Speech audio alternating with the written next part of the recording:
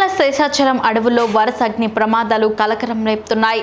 తిరుమల నుంచి పాప వినాశనం మార్గంలో పార్వేటు మండపానికి కూతవేటు దూరంలోని అటవీ ప్రాంతంలో కార్ చిచ్చురేగింది.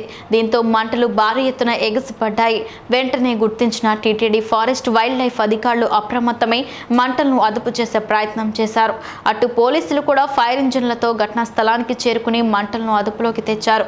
అగ్ని ప్రమాదం కారణంగా దట్టమైన పొగ ఆ ప్రాంతమంతా కమ్మేసింది. మరోవైపు మంటలు ఎలా చెలరేగాయి అనే దానిపై ఇంకా క్లారిటీ లేదు. ఎవరైనా ఆకతాయిలు చేసిన పనా అనే దానిపై అనుమానాలు వ్యక్తమవుతున్నాయి. ఈ ప్రాంతంలో టీటీడీ శ్రీవారి కోసం శ్రీగంధం చెట్లను ఏర్పాటు చేసి పెంచుతోంది. ఎండాకాలం కావడంతో అగ్ని ప్రమాదం సంభవించి ఉంటుంది అంటున్నారు అధికారులు. వేసవి కాలం వచ్చిందంటే చాలు తిరుమలలో కార్చిచ్చు ఏర్పడటం పరపాటిగా మారింది.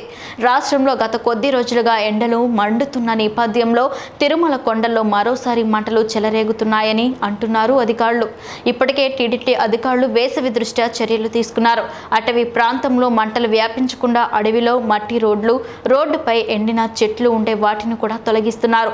అయినప్పటికీ ప్రమాదం జరగడంతో టీటీడీ అధికారులు ఆందోళన వ్యక్తం చేస్తున్నారు.